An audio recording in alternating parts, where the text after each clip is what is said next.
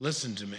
That voice inside you, the one you've learned to call conscience, that whispered guardian you believe keeps you virtuous. I have come to tell you something that will disturb your peace. It is not divine. It is not handed down from heaven. It is the internalized voice of those who feared your power and taught you to fear it too. You have been domesticated, and you have mistaken your chains for wings.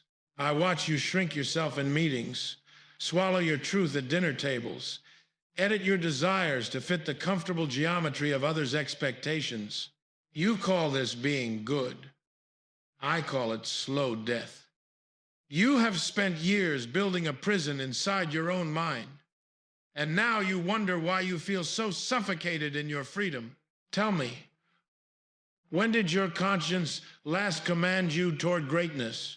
When did it whisper, risk everything? When did it say, speak the dangerous truth? No, it always counsels caution. Compliance, the path of least disruption. And you obey, believing yourself virtuous, while something wild and true inside you withers like a flame deprived of oxygen. But I have not come to comfort you in your cage.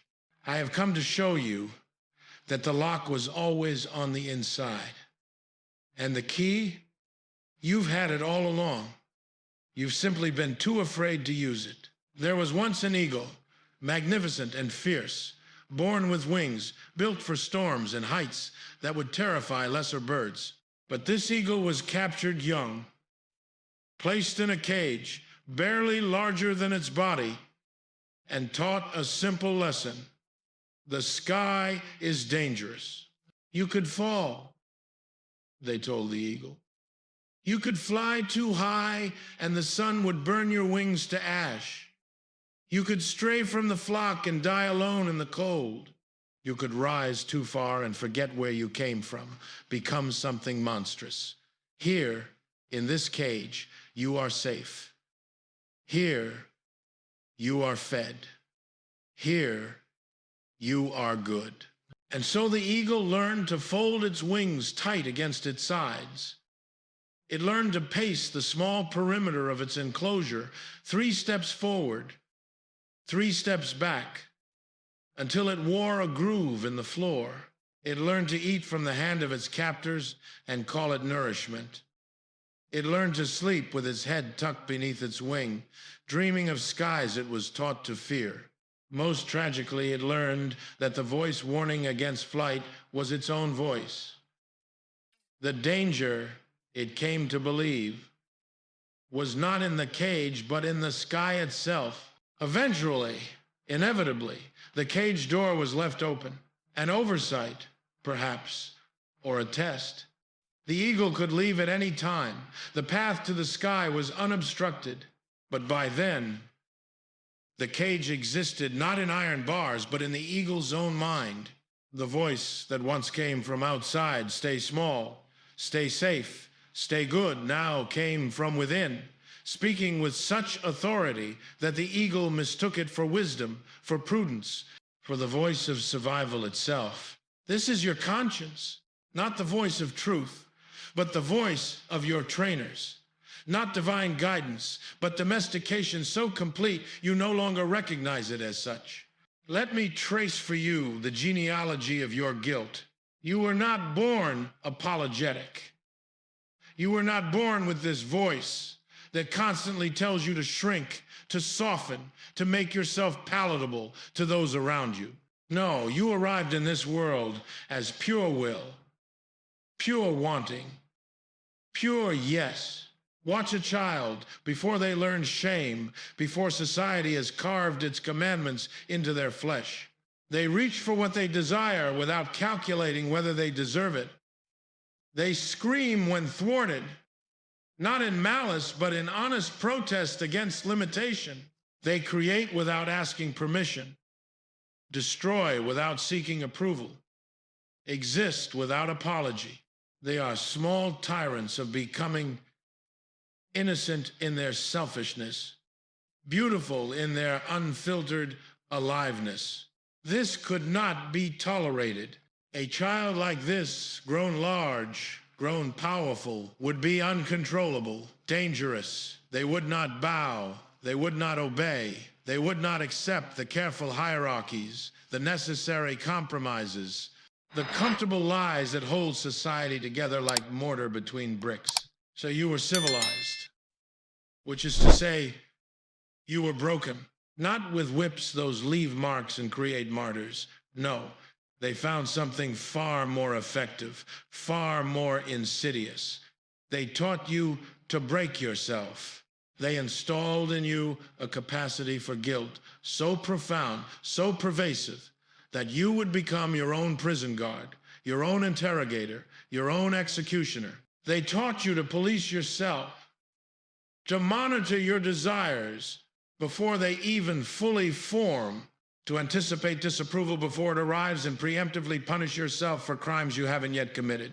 They taught you to feel bad for wanting, for taking up space, for shining too brightly, for asking for more, for believing you might deserve more. They taught you that to be good is to be small, to be virtuous is to be quiet, to be righteous is to apologize for existing. And the genius of it? They made you volunteer for this prison. They convinced you that the bars were for your own protection, that the chains were wings, that the slow death of your spirit was actually its salvation. But let me tell you what really happened. Those who installed this conscience in you, your parents, your teachers, your priests, your society, they were not acting from strength. They were acting from fear. Fear of your hunger, which might consume more than they were willing to give. Fear of your ambition, which might surpass their own achievements and expose their mediocrity. Fear of your questions, which might unravel the comfortable certainties they'd built their lives upon. Fear of your vitality, which might reveal by contrast how dead they'd become in their own compromises. So they neutered you with morality. They took every ascending impulse in you, every reach toward power, toward truth, toward becoming, and they reframed it. Your strength became selfishness. Your honesty became cruelty. Your ambition became pride. Your confidence became arrogance. Your refusal to submit became rebelliousness, which they taught you was the gravest sin of all. You see what they did? They took the language of virtue and weaponized it against your own greatness. They made you afraid of your own power by calling it vice, and it worked. By God, it worked. Now you do their work for them. Now you suppress yourself before they even need to ask. You have become your own oppressor, your own diminisher, your own betrayer. You scan every room for disapproval. You edit every sentence before it leaves your mouth. You calculate the cost of authenticity and decide again and again that it's too high. You call this having a conscience, as if this self-betrayal were noble, as if slow suicide by 1,000 small accommodations were somehow virtuous. But I ask you, what has this conscience created in you? Has it made you powerful? No, it has made you hesitant, second-guessing every impulse toward greatness, every movement toward your own becoming. Has it made you free? No, it has made you a slave to others' comfort, endlessly calculating how to avoid their judgment, how to make yourself acceptable to standards you never agreed to. Has it made you happy? No, it has filled you with a diffuse, nameless resentment, a sense that you are living someone else's life, following someone else's script, dying someone else's death. Has it made you good? No, it has made you resentful. And resentment, my friend, is the opposite of goodness. It is poison pretending to be medicine. You call this virtue. I call it violence against the self. Here is what your conscience truly is. It is resentment crystallized into a voice. It is the revenge of the weak against your strength. Now, speaking from inside your own skull, it is slave morality, the morality of those who cannot create, and so instead they restrict, who cannot ascend, and so instead they pull down, who cannot say yes to life, and so instead they multiply their nose until the whole world is wrapped in prohibition. This is not morality in the noble sense, the morality of those who overflow with life and establish values from their abundance. No, this is reactive morality, born from impotence and fear, designed not to elevate, but to equalize by dragging everyone down to the same manageable level. And you have internalized it so completely that you no longer recognize it as an external imposition. You think it's you speaking. You think this voice of limitation, of fear, of constant self-doubt, you think this is your authentic self trying to keep you safe. But I have studied this voice. I have traced its genealogy. I have followed it back through centuries of conditioning, through the evolution of systems designed to make human beings manageable, predictable, controllable. And I can tell you with certainty, this voice is not you. It is the accumulated fear of every person who needed you small to feel safe themselves. It is the crystallized anxiety of every institution that required your compliance to maintain its power. It is the internalized gaze of every judge who ever made you feel that your natural state was something to be ashamed of. This voice speaks with such authority because it had to.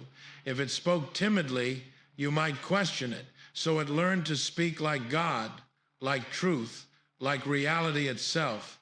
But it is none of these things. It is simply fear, dressed up in the robes of morality. I know what you're thinking, but Nietzsche, without conscience, wouldn't I become a monster? Wouldn't I hurt people? Wouldn't society collapse into chaos if we all just did whatever we wanted? And here, right here, you reveal the depth of your training. You actually believe that without external control, you would become evil. You actually believe that your natural state is something that must be suppressed, that the real you is a monster, barely contained by this voice of conscience. This is perhaps the greatest lie they ever told you, that you are fundamentally bad and only their rules keep you good. But I have stared into the abyss longer than most, and I can tell you what I found there. Not evil, but power. Not monstrosity, but possibility. Not darkness that destroys, but darkness that creates the fertile void from which all new values, all new forms of life are born. Yes, you contain the capacity for harm. You also contain the capacity for greatness. The conscience they installed in you was designed to suppress both, to keep you not good, but harmless, not virtuous, but controllable, not moral, but manageable. But true morality, the morality of the strong, the morality of those who create rather than merely obey, does not come from following rules. It comes from self-mastery. It comes from asking not what am I allowed to do, but what kind of being do I choose to become? Do you see the difference? One makes you a rule follower, forever seeking permission, forever calibrating your behavior against external standards, forever looking outside yourself for validation. The other makes you a legislator, a creator of values, someone who decides what is worthy and what is not for yourself. One keeps you in the cage. The other teaches you to fly.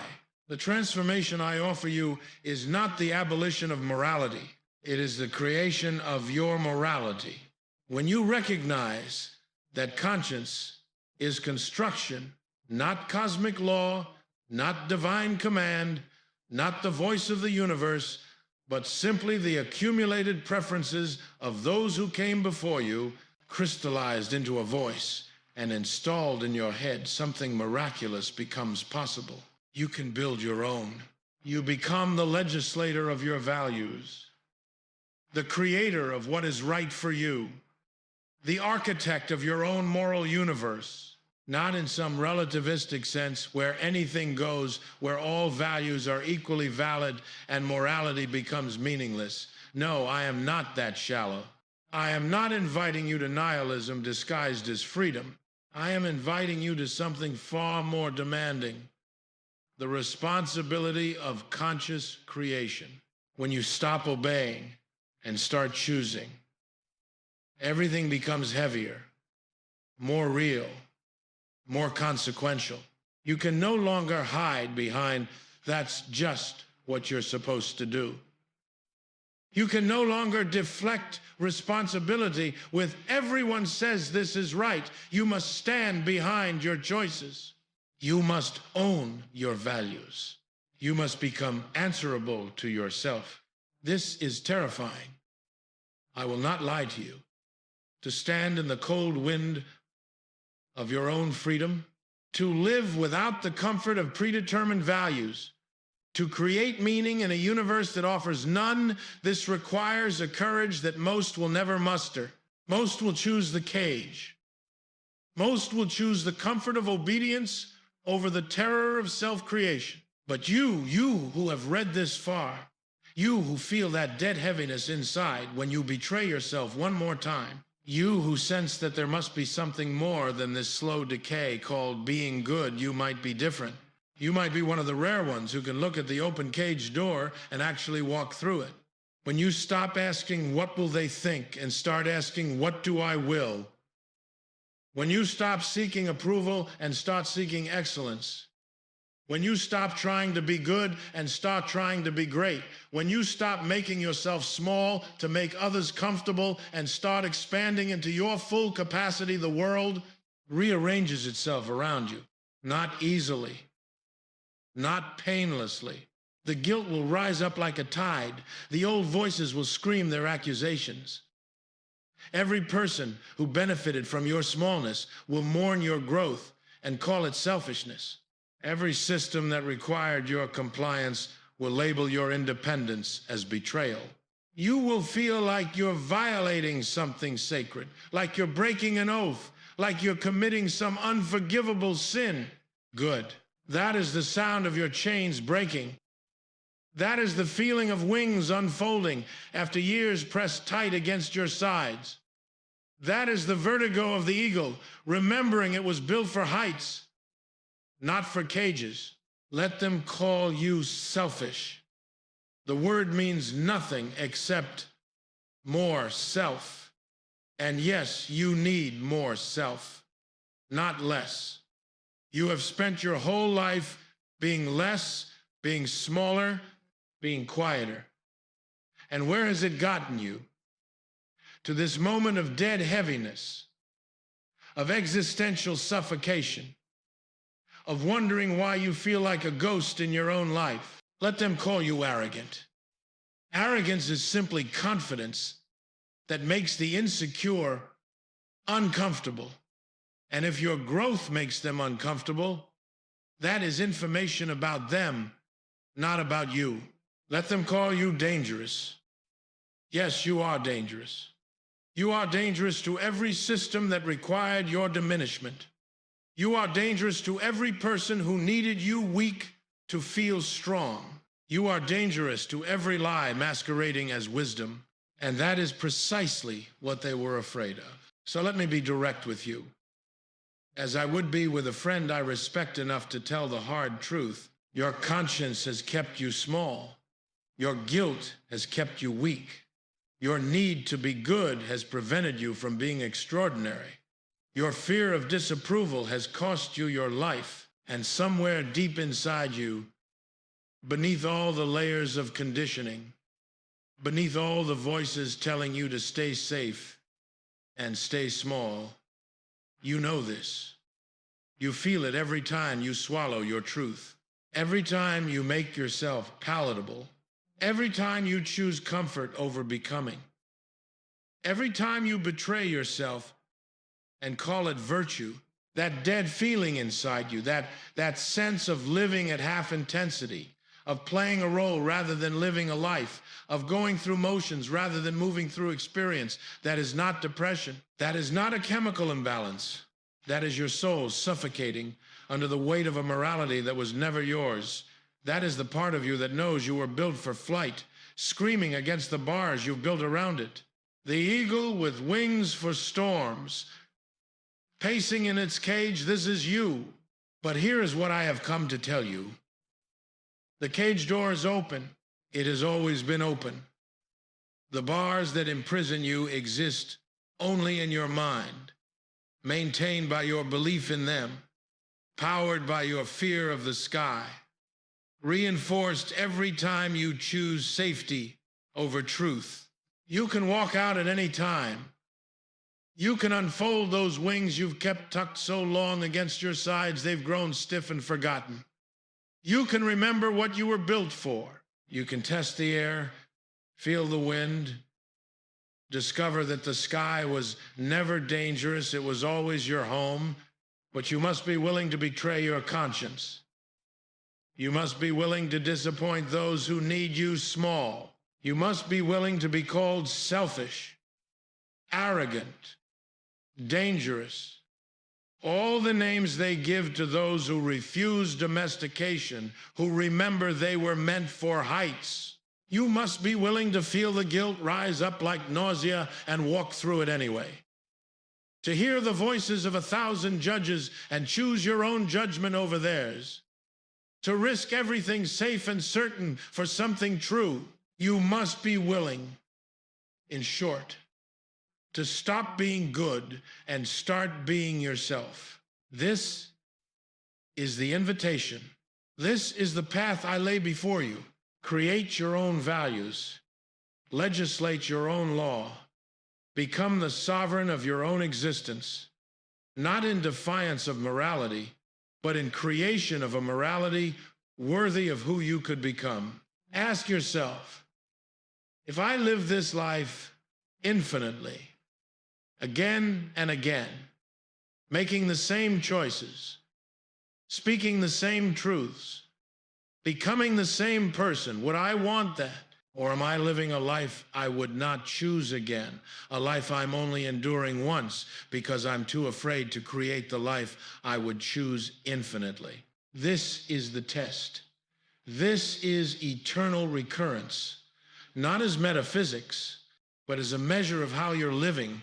If your answer is no, if you would not choose this life again, then you know what you must do. You must break the cycle. You must become the person who would pass the test. You must create the life worth living infinitely, or stay in the cage. Keep listening to that voice you call conscience. Keep shrinking yourself. Keep dying slowly while calling it virtue. Keep making yourself small and safe and acceptable till one day you wake up and realize you spent your entire life preparing for a life you never actually lived. The choice, as it has always been, is yours. But know this, I have shown you the lock and I have shown you the key. I have revealed the cage for what it is, a construction of your own belief, maintained by your own fear. If you remain in prison now, it is not because you must, it is because you choose to, and that I cannot forgive. Not because I judge you, but because I know what you could become. Because I see in you the potential for heights that would take your breath away. Because I recognize in you the same hunger that drove me to shatter every comfortable certainty and stand naked before truth. Because you are the eagle, and you were never meant for cages. The sky is not dangerous, my friend. You are. And that is precisely what they were afraid of. Now spread your wings.